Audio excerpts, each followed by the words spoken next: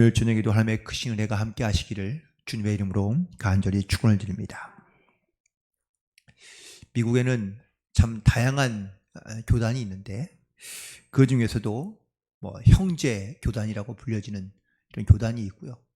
그리고 우리 개신교에서는 주로 이제 성만찬을 저희들이 예전으로 행하는데, 이 교단은 성만찬보다는 세족식을 예식으로 행하는 그런 교단이 있습니다.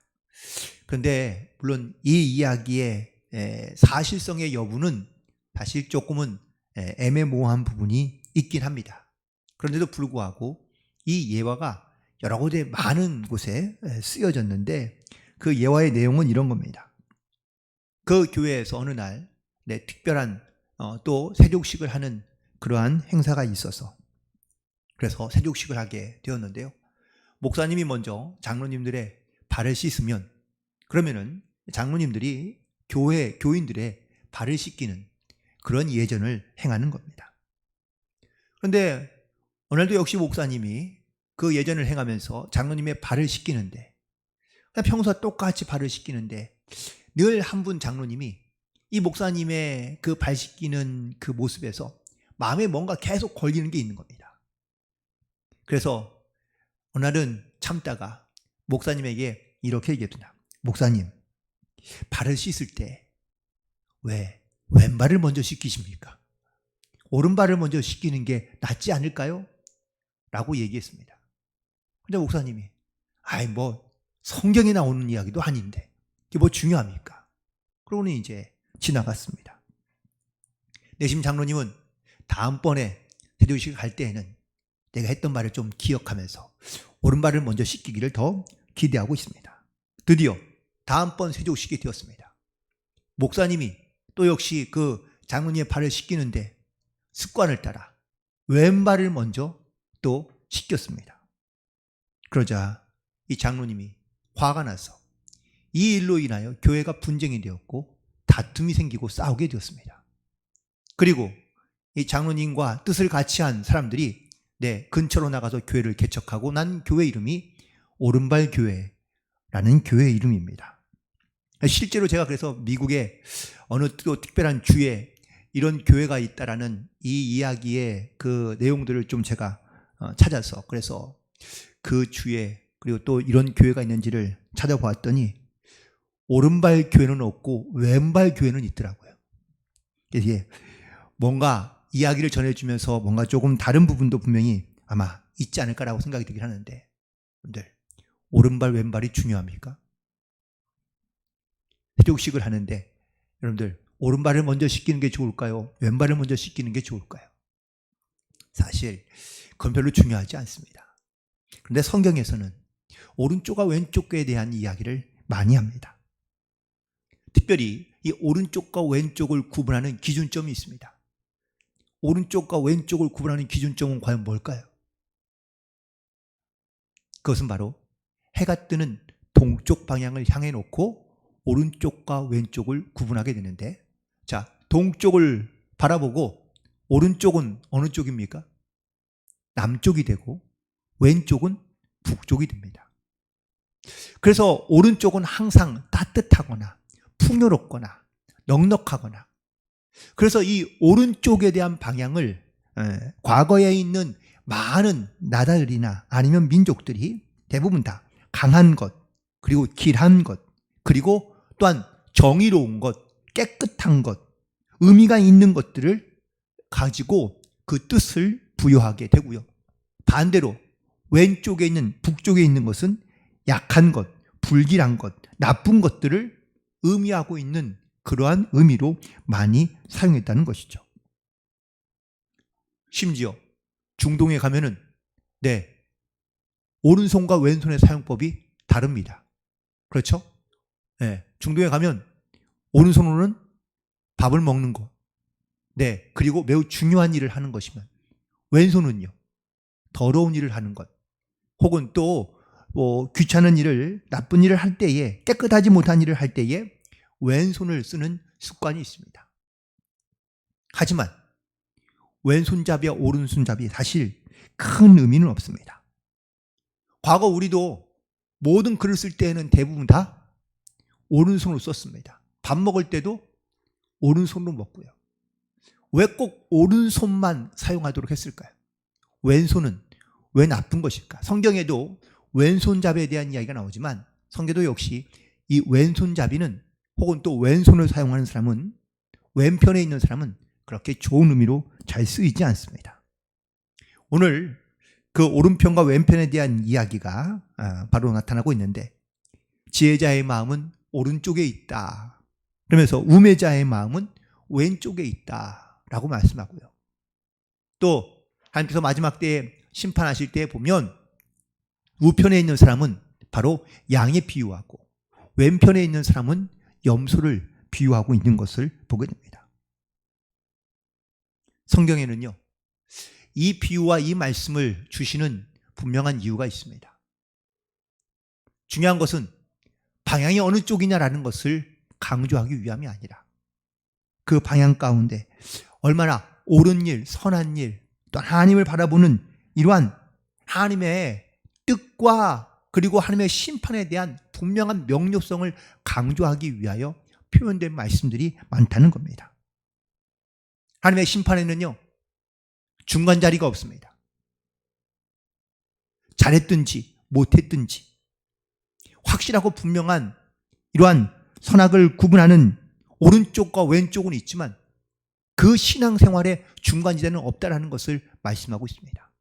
계시록에도 요한은 말씀하죠. 하나님께서 요한을 통하여 말씀하시기를 차갑든지 뜨겁든지 너의 신앙의 모습을 보여달라고 말씀하십니다. 그런데 많은 사람들은요, 어쩌면은 신앙생활에 그런 회색지대에 머물러 살아가는 경우들이 많이 있습니다. 뜨거운 것도 아니고 차가운 것도 아니고 그냥 그 중간에 미지근한 그러한 모습으로 신앙생활 할 때가 우리가 많이 있지 않나요? 미국의 동화 중에 브레어 레빗이라는 이러한 짧은 동화가 있습니다. 이 토끼인 브레어가 어느 날 똑같은 시간에 잔치에 초청을 받게 되었습니다. 고민이 생깁니다. 어디를 가면 좋을지. 그런데 그날 당일날까지도 결정하지 못합니다. 어디를 가면 좋을지를 결정하지 못하다가 드디어 길을 나섰습니다. 이제는 마지막 갈림길이 나왔는데 오른쪽인지 왼쪽인지 이 토끼는 브레어는 결정하지 못합니다. 결국 처음에 생각했던 왼쪽에 있던 그런 초청하는 집에 가게 결심합니다. 그래, 이 집 가야지. 이 집이 훨씬 더 크고 훨씬 더 좋으니까 이 집에 가야지 라고 갔는데 중간쯤 가다 보니까 반대편에 있던 그 집 주인이 생각나는 겁니다. 맞아, 거기에 있는 그분이 음식 솜씨가 좋은데 그래, 여기보다는 거기가 훨씬 낫겠지. 다시 돌아서 반대편을 갑니다. 또 가다가 중간쯤 가서 그래도 이거 훨씬 더 집이 좋고 잘 사니까 이게 훨씬 낫겠다 라고 왔다 갔다 하다가 결국은 두 잔치에 참여하지 못했다는 겁니다. 어떤 선택장애를 가진 아들이 있습니다. 제 딸도 선택장애가 좀 있는데 여러분들 뭔가를 선택하는 것이 쉽지 않으시죠? 선택장애가 있는 아이와 함께 엄마가 마트를 갔습니다. 아이한테 네가 먹고 싶은 거 딱 2개만 골라와 라고 이렇게 하고 자유를 줬습니다. 하나만 골라와 라고 이렇게 얘기했는데 이 아이가요, 가서 양소리 하나씩을 들고 왔습니다. 그리고 뭘 고를지를 몰라가지고 뭘 선택할지 몰라서 그래서 엄마 카트에다가 이렇게 올려놓았습니다. 그 아이가 과연 뭘 좋아하고 뭘 선택했을까요? 결국은 그 아이는요, 둘 중에 그 하나를 선택하지 못하고 2개를 다 내려놨다가 엄마는 오히려 그 아이의 선택에 대해서 내가 선택하지 않으니 선택한 것을 내가 먹을 수 없다고 얘기하며 카트에 있는 것을 결국은 치워버리고 맙니다. 둘 다는 살 수 없었기 때문입니다. 어쩌면 우리가 이 세상을 살아갈 때는 내가 세상에서 나의 필요한 것을 선택하며 살아갈 때도 있지만 굳이 선택하며 살아갈 필요가 있을까 생각하며 모든 것들을 가지며 혹은 또 모든 것들을 함께 살아갈 수 있다고 생각하는 경우들이 종종 있습니다. 하지만 하나님은 분명히 말씀하시는데 마지막 때가 되면 옳고 그른 것을 반드시 심판하시겠다고 말씀하고 있습니다. 옳지도 않고 그러지도 않고 이것도 아니고 저것도 아닌 사람은 하나님의 심판 때에는 없다는 겁니다. 양과 염소를 구분하신 이유는 뭡니까? 양이 중요하고 염소가 가치 없다라는 것을 말하기 위함입니까? 오른편이 중요하고 왼편이 중요하지 않다는 것을 강조하기 위함입니까? 아니요, 그렇지 않습니다. 아니면 분명하게 하나님의 심판의 때에 확실하게 구분지어 혹은 또 확실하게 하나님께서는 그 행한 일에 대하여 심판하신다는 것을 말씀하고 있기 때문에 그것을 깨닫고 또한 그것을 하나님의 말씀으로 또한 지키며 순종하며 나아가는 자들이 바로 하나님의 거룩한 백성으로 살아갈 수 있다는 것을 말씀하고 있습니다. 그러나 오른쪽 왼쪽에는 또 다른 분명한 이유가 혹은 또 명분이 있긴 합니다. 오늘 본문에서 지혜자의 마음은 오른쪽에 있다고 전도서 10장 2절에서 말씀하고 있습니다. 즉 오른쪽 방향에만 지혜가 있는 것이 아니라 오른쪽에 있다는 것은 바로 항상 바른 곳에 마음을 쓰고 있다라는 것을 의미하고 있는 것이죠.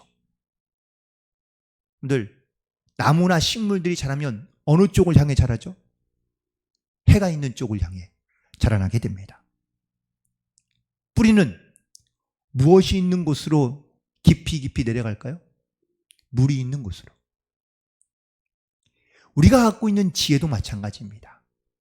우리가 갖고 있는 지혜는 그냥 세상에서 얻어지는 것, 깨달아지는 것이 지혜가 아니라 하나님을 알아가는 것, 그리고 하나님께 가까이 나아가는 것이 바로 우리가 갖고 있는 지혜의 모습이어야 될 줄로 믿습니다. 시편 118편 16절에 있는 말씀 보면 잠깐 한번 보도록 하겠습니다. 시편 118편 16절입니다.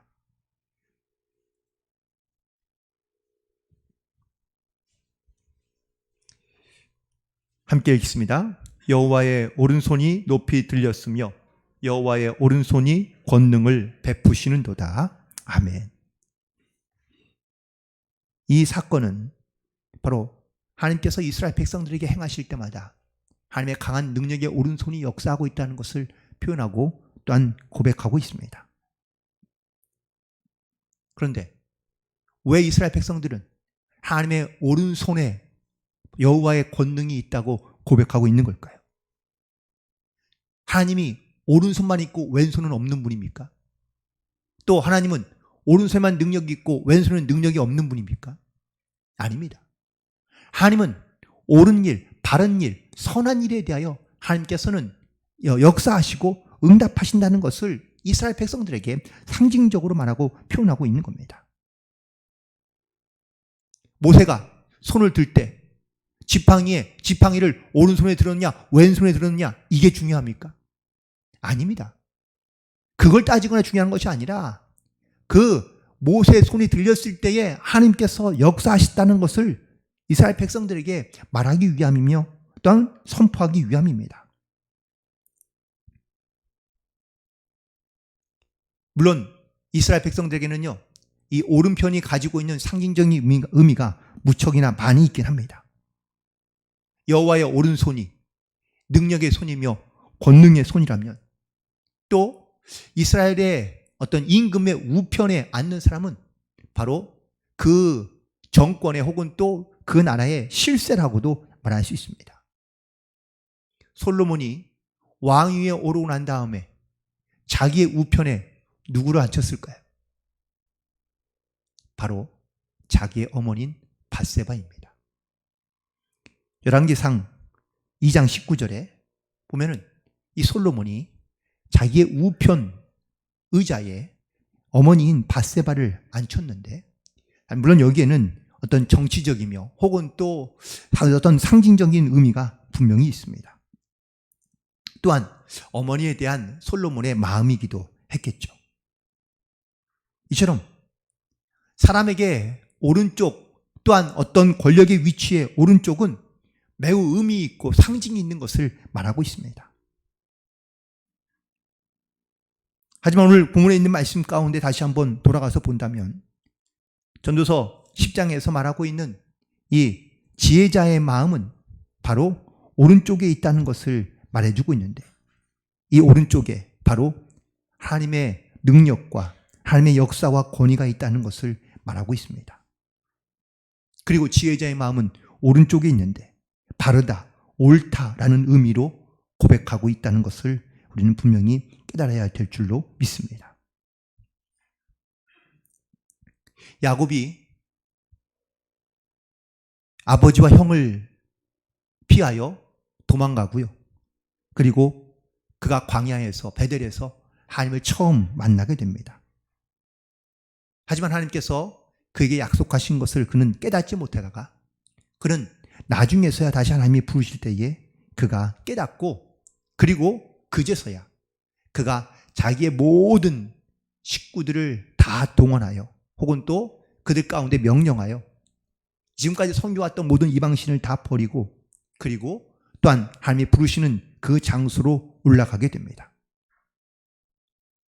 이후에 하나님께서 이 야곱의 인생을 축복해 주시고 그리고 이제 그가 애굽에 들어가게 되었는데, 그가 나이가 이제 다하여 그가 죽을 때가 됐을 때 모든 자기의 자녀들을, 후손들을 축복해 줍니다. 그런데 그 마지막 축복의 모습 가운데 요셉의 아들이었던 에브라임과 므낫세가 있습니다. 그런데 이 두 아들에게 축복할 때에 보통 장자에게 오른손을 얹어 축복기도 하고 또 차자에게 왼손을 얹어 이렇게 축복하는 그러한 전통과 풍습이 있던 것을 기억하고 있습니다.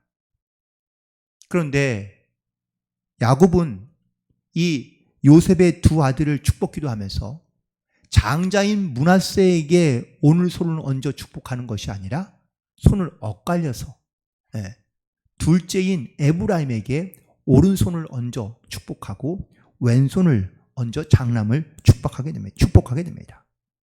그때 요셉이 아버지인 야곱에게 말립니다.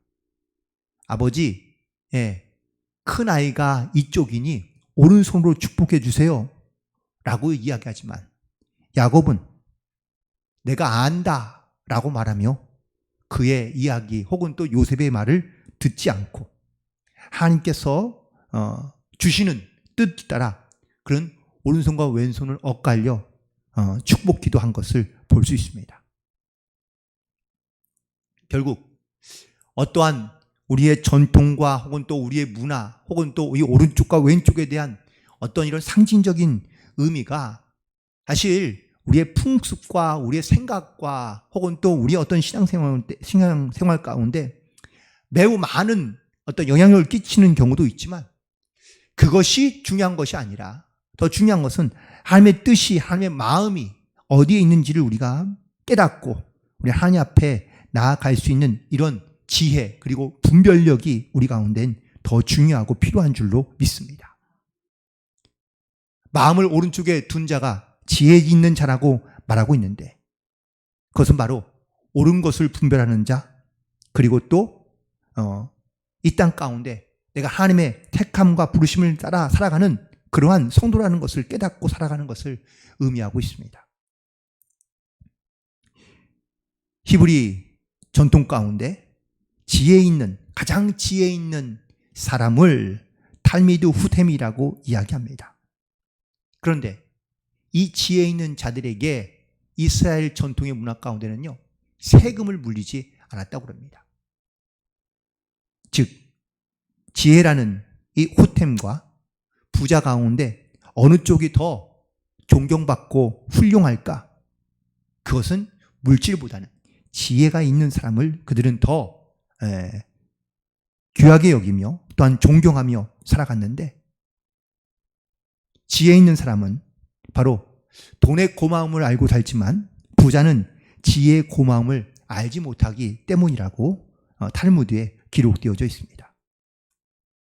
우리가 지혜 있는 자로서 혹은 또 지혜를 갖춘 자로서 내가 먼저 어떻게 하면 하나님께 바른 길을 가며 옳은 길을 가며 하나님이 뜻하신 선한 길을 갈까라는 것을 먼저 깨닫고 그 말씀을 따라 순종하며 살아가는 사람들이 바로 지혜 있는 자이며 또한 이 지혜 있는 자의 마음은 오른쪽에 있다는 이 믿음의 고백을 가지고 나아갈 수 있게 되기를 간절히 소망합니다. 세상에서 이런 지혜를 가지고 또한 이런 믿음을 가지고 살아가는 사람들이 바로 마태복음 25장에 등장하고 있는 바로 우편에 있는 양의 비유에 속한 사람들입니다. 그들은 하나님의 지혜를 가지고 사람들을 대하거나 혹은 또 사람들 가운데 나아갔던 것을 볼 수 있습니다. 누가 보든 보지 않든 또 그들 가운데 물질이 많거나 혹은 또 넉넉한 것을 말하는 것이 아니라 남의 보이기 위해서 선한 일을 행한 것이 아니라 그들은 정말 하나님의 마음을 가지고 하나님의 뜻 가운데 선한 일을 행하며 많은 사람들 가운데 도움을 주었던 그 일, 그것이 바로 지혜로운 자의 모습이고 또한 지혜 있는 자가 그런 삶을 살아가고 있다는 것을 말씀하고 있으며 또한 그것이 결국은 하나님의 심판의 때에 분명하게 드러나게 될 것이라는 것을 우리 가운데 말씀하고 있기 때문입니다. 그러므로 지혜 있는 자는 마음이 오른쪽에 있지만 오늘 본문에 있는 말씀 가운데 보니까 반대로 우매한 자의 마음은 왼쪽에 있다고 말씀하고 있습니다. 다시 말씀드리지 않아도 왼쪽은 방향이 아니라는 것을 이제는 우리가 확실하게 알겠죠. 우매한 사람은 왼쪽에 있는데 항상 잘못된 것, 악한 것, 약한 것 이런 것들, 그릇된 것들만 생각한다는 의미입니다. 왜 이런 마음을 품게 되며 왜 이런 마음을 갖고 있을까? 그것은 항상 내가 하는 일은 잘 안 돼 라는 이러한 부정적인 마음과 그릇된 생각이 많기 때문입니다. 이런 어리석음은 결국은 잘못된 것만 생각하며 또한 저주와 사망과 미련만 가지고 나아가는 경우, 상실과 상처와 고통만 가지고 살아가는 경우, 그래서 스스로 버림받았다는 이러한 마음을 가지고 살아가는 사람들이 바로 이 왼편에 있는 또한 우매한 자의 모습인 것을 깨닫게 됩니다. 우리는 항상 내 왼편에 혹은 우리는 항상 물론 이 오른편에 있는 선한 것, 좋은 것, 아름다운 것 우리는 이것들을 항상 기억하며 살아가긴 하지만 상대적으로 왼편에 있는 것들이 오른편에 있는 것보다 훨씬 더 강하게 우리 가운데 다가오거나 우리 가운데 역사할 때가 많다는 겁니다. 저도 한때에는 물론 어릴 때이긴 했지만 그 어릴 때에는 뭔가 좀 부정적인 생각이 훨씬 더 많았던 때가 분명히 있었던 것을 고백합니다. 그런데 우리의 마음이 이런 우매한 자의 마음, 왼편에 있는 마음이 아니라 오른편에 있는 마음, 주님의 마음으로 가까워지기 시작하면 긍정적인 것, 더 소망적인 것, 희망적인 것, 믿음의 고백과 표현을 가지고 살아갈 수 있는 그런 성도의 모습으로 살아갈 수 있는 줄로 믿습니다. 잠언 16장 25절 오늘 새벽에 우리가 어쨌군요 봤던 말씀이기도 한데 잠언 16장 25절에 있는 말씀을 보겠습니다.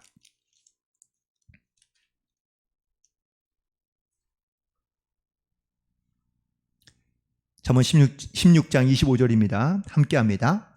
어떤 길은 사람이 보기에 바르나 필경은 사망의 길이니라. 아멘.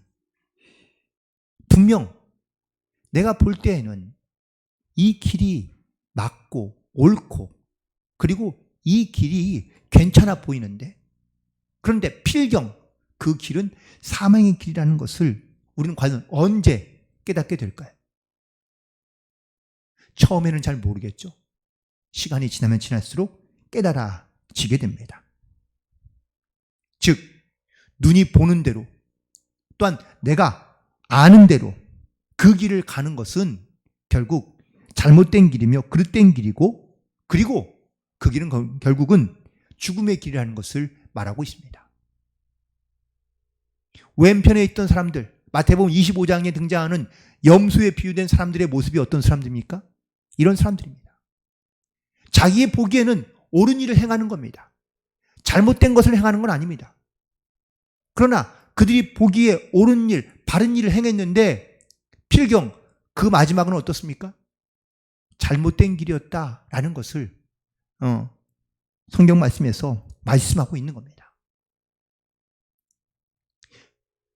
양은 어떠한 색이 떨어오시죠? 양의 색깔이 무슨 색이에요? 흰색이죠. 염소의 색깔은 뭡니까? 검정색. 염소도 흰색이에요? 네.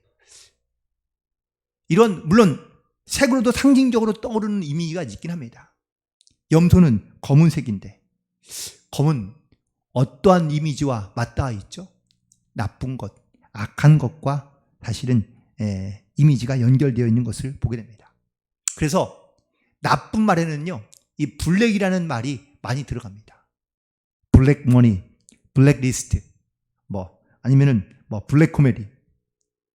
이런 블랙자가 들어간 의미들은 대부분 다 나쁜 말입니다. 그러자 꼭 여기에 딴지를 거는 친구가 한 친구인데, 목사님, 그럼 블랙박스도 나쁜 건가요? 그러면 블랙박스는 색깔이 블랙일까요? 다들 그렇게 하시더라고요. 블랙박스는 다 블랙이지 않느냐. 아니요. 블랙박스는 주황색입니다. 단만 그 블랙박스가 물론 검은색이 다 항상 좋지 않다라는 것을 의미하거나 상징하는 것은 아니지만, 하지만 검은색이 많아지면 사실 우리 가운데 어쩌면은 이런 고집과 그리고 자기 아집과 그리고 자기 생각대로 나아가는 경우들이 많이 있는 것을 보게 됩니다. 전도서 7장 25절에도 악한 것이 어리석은 것이고 어리석은 것은 우리 가운데 얼마나 미친 것인가를 말해주고 있습니다. 악한 것 그 자체가 어리석은 것이고 악한 것 그 자체가 사람을 미치도록 바꿔가고 있다는 것을 말해주고 있습니다. 물론 너무 좀 비약한 말일 수 있지만, 그래서 염소 같은 사람은 어리석은 사람이며 염소라는 사람은 바로 악한 일을 행하는 사람들이고, 그리고 염소 같은 사람들은 바로 무언가에 잘못 미쳐 있다는 것을 말하고 있는 겁니다. 어떤 사람이 가장 어리석은 사람일까? 또 이 땅에 살아가는 많은 사람들 가운데 이런 우매한 자들은 과연 어떤 모습일까? 시편 14편 1절에 있는 말씀 함께 보겠습니다.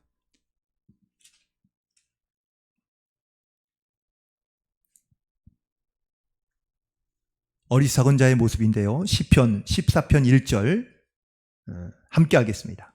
어리석은 자는 그의 마음에 이르기를 하나님이 없다 하는도다. 그들은 부패하고 그 행실이 가증하니 선을 행하는 자가 없도다. 아멘. 어리석은 자의 가장 대표적인 모습은 바로 첫 번째는 하나님을 인정하지 않는 겁니다. 하나님을 인정하지 않으니, 그러니 자기 마음대로 자기 멋대로 살아가고 있는 것이죠. 또한 자기 멋대로 살아가다 보니 그들은 스스로 잘못하거나 또한 죄를 짓거나 부패해도 그것이 나쁜 것인지, 그것이 또한 얼마나 선하지 않은 것인지를 나름대로 분별하긴 하지만 그 분별력을 잃어버리며 살 때가 많다는 것을 말하고 있습니다. 고집이 아집이 되고요, 그 아집이 강팍함이 되어 살아가는 사람들이 바로 어리석은 사람의 모습이라고 말하고 있는 겁니다. 고집스러운 것은 지혜가 아니라 어리석음이라는 것을 말하고 있습니다. 파스칼은 인간의 관계, 하나님과 인간의 관계를 세 가지로 분류하고 있는데요. 첫 번째는 신과 무관한 인생, 두 번째는 신을 탐구하는 인생, 세 번째는 신을 신앙하는 인생이라고 이야기합니다. 그래서 신과 무관한 인생을 가장 어리석은 사람이라고 규정하고, 두 번째, 신을 탐구하는 사람을 불행한 인생이라고 말하며, 세 번째, 신과 신앙생활을 하는 사람을 가장 행복한 사람이라고 그는 이야기하고 있습니다. 결국 우리가 하나님과 얼마나 가까이에서, 또한 하나님을 믿고 신뢰하며 의지함으로 내가 하나님과 무관한 인생을 살아가는 것이 아니라 단순히 하나님을 배우거나 아는 탐구하는 것으로만 그치는 것이 아니라 하나님의 말씀을 따라 뜻을 따라 믿음으로 순종하며 살아갈 때 진정한 지혜 있는 자로 그리고 행복한 자로 이 땅 가운데 승리하는 삶을 살아갈 수 있는 줄로 믿습니다. 오른쪽과 왼쪽, 물론 우리에게 어떤 위치나 아니면 어떤 경험과 혹은 또 우리 가운데 어떤 분별력을 요구하고 있는지를 사실 우리는 많이 다시 한번 말씀을 통하여 고민해 보게 됩니다. 많은 사람들이 오른쪽에 있는 뇌와 왼쪽에 있는 뇌가 다 다르다고 이야기합니다. 왼쪽에 있는 뇌는 분석적이고 합리적이고 이성적인 사고를 갖고 있다면 오른쪽에 있는 뇌는 상상력, 통찰력, 그리고 묵상하는 기능을 가지고 있다고 합니다.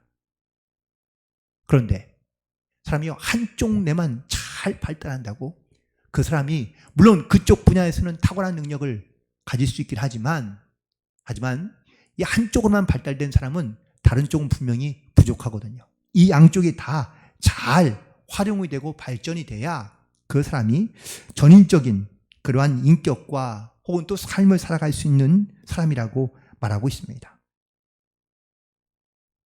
그런데 우리가 과연 이 오른편과 왼편, 오른뇌와 왼쪽 뇌를 우리가 잘 사용하며 살아갈 수 있는 그런 지혜 혹은 또 그런 믿음, 우리 가운데 뭔가를 선택하거나 혹은 또 무언가를 분별할 수 있는 이런 지혜, 사실 이 지혜는 사람으로부터 나오는 것이 아니라 하나님께서 우리 가운데 주시는 은혜이라는 것을 다시 한번 깨닫게 됩니다. 단순히 어떤 뇌 분석적인 이야기가 아니라 사실 더 중요한 것은 우리의 마음 가운데 이 오른편과 왼편 같은 마음이 있습니다. 양의 마음과 염소의 마음일 수 있습니다. 그렇다면 이 양의 마음과 염소의 마음 가운데 과연 누가 이길까요? 가끔은 오른쪽에 있는 양이 이겼다가 또 어느 때에는 왼쪽에 있는 염소가 이겼다가, 아마 사도 바울도 내 안에 육적인 욕망이 있어. 자기가 영적인 일을 행하고자 하지만 육적인 자기의 욕망이 자기를 항상 괴롭게 하거나 힘들게 한다고 바울도 고백하고 있는 것을 기억합니다. 하물며 우리일까 봅니다.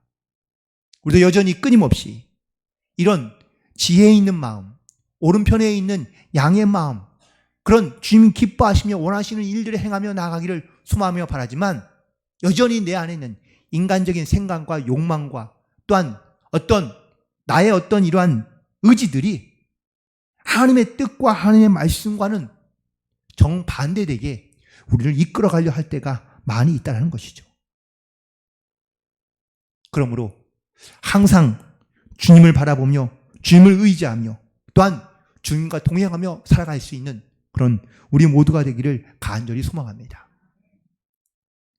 오늘 다 아는 예화일 수 있지만 인디언 할아버지가 그 자기 손자에게 이야기하며 나에게 악한 늑대와 그리고 내 안에 순한 늑대가 있는데 과연 이 둘 중에 싸우면 누가 이길까? 라고 물었을 때 그 손자가요 눈만 껌뻑이며 대답을 못 찾아 할아버지가 이렇게 얘기했습니다. 내가 먹이를 주는 놈이 이긴다.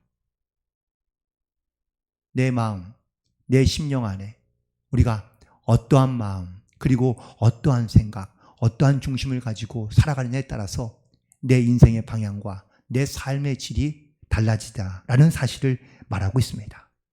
나는 과연 오른편에 서 있는지 아니면 왼편에 서 있는지, 내 안에 있는 양의 모습이 센지 아니면 염소의 모습이 센지, 사실 이것을 분별하며 그리고 이것을 잘 구별하여 살아가는 것이 지혜 있는 자이고, 지혜 있는 자의 마음은 항상 오른편에 있는데 하나님을 바라보며 하나님을 의지하며 하나님 말씀 가운데 순종하며 나아가는 이 귀한 믿음의 결단을 통하여 하나님께서 우리의 모든 삶과 중심과 생각을 보시고 도우시고 역사하시며, 그리고 중요한 것은 마지막 때에 우리가 하나님 편에 서서 하나님이 기뻐하시는 그러한 믿음이 있는 자로 주님 앞에 칭찬받으며 나아갈 수 있는 모든 성도들이 되시기를 주님의 이름으로 간절히 축원을 드립니다.